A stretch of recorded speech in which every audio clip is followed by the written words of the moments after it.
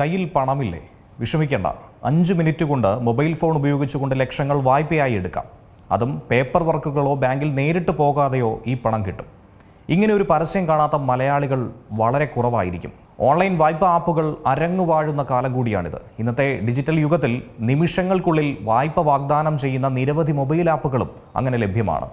എന്നാൽ ഈ സൗകര്യങ്ങൾക്കൊപ്പം തന്നെ വലിയ ചതിക്കുഴികളും ഒളിഞ്ഞിരിപ്പുണ്ട് എന്നുള്ളതാണ് ശ്രദ്ധിക്കേണ്ട കാര്യം.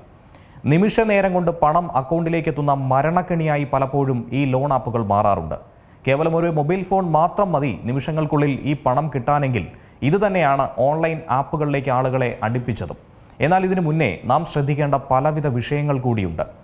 ഡിജിറ്റൽ ലോൺ ആപ്പുകൾ നിങ്ങളുടെ ഫോണിൽ ഇൻസ്റ്റാൾ ചെയ്യുമ്പോൾ കോൺടാക്ട്സ്, ഗാലറിയിലെ ഫോട്ടോസ്, ലൊക്കേഷൻ എന്നിവയിലേക്കുള്ള ആക്സസ് ചോദിക്കുന്നുണ്ടെങ്കിൽ വളരെ കരുതലോടെ നോക്കുക.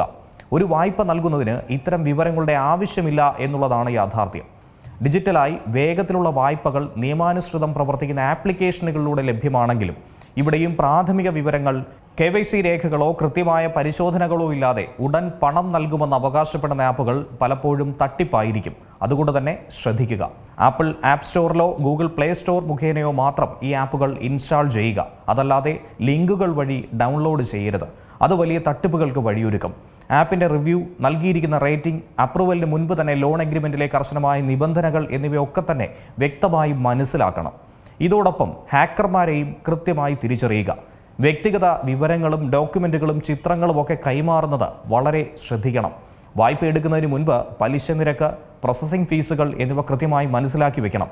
ചില ആപ്പുകൾ ആദ്യം കാണിച്ച ചാർജ് ആയിരിക്കില്ല പ്രോസസ്സിങ്ങിന് ശേഷം കാണിക്കുന്നത്. അത് ഉയർത്താനുള്ള സാധ്യതയുണ്ട്. അതും ശ്രദ്ധിക്കണം. EMI തിരിച്ചടവ് വൈകിയാലോ മുടങ്ങിയാലോ അത് ഭീഷണികൾക്കോ മാനസിക ബുദ്ധിമുട്ടിനോ നിങ്ങളുടെ കോൺടാക്ട് ലിസ്റ്റിലുള്ളവരെ വിളിക്കുമെന്നോ വ്യക്തിപരമായ വിവരങ്ങളോ ചിത്രങ്ങളോ പുറത്തുവിടുമെന്ന് ഭീഷണിപ്പെടുത്തുന്ന തരത്തിലുള്ള ആപ്പുകളെ ഒക്കെ തന്നെ അകറ്റി നിർത്തണം. അവ വലിയ അപകടകാരികളാണെന്ന് തിരിച്ചറിയുക. ഇവിടെയാണ് ആദ്യം സൂചിപ്പിച്ച ആക്സസ് സംബന്ധിച്ച് ജാഗ്രത പാലിക്കേണ്ടത്. എല്ലാവിധ ലോൺ ആപ്പുകളും RBIയുടെ കീഴിലുള്ള ബാങ്കുകളുമായോ ബാങ്ക് ഇതര ധനകാര്യ സ്ഥാപനങ്ങളുമായോ ബന്ധമുള്ളതാണെന്ന് പരിശോധിച്ച് ഉറപ്പുവരുത്തുക.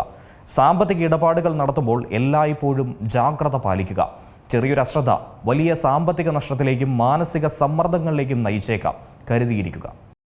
ഏറ്റവും പുതിയ വാർത്തകളും വിശേഷങ്ങളും വിരൽ തുമ്പിലറിയാൻ Zee മലയാളം ന്യൂസ് എല്ലാ ഡിജിറ്റൽ പ്ലാറ്റ്ഫോമുകളിലും ലഭ്യം.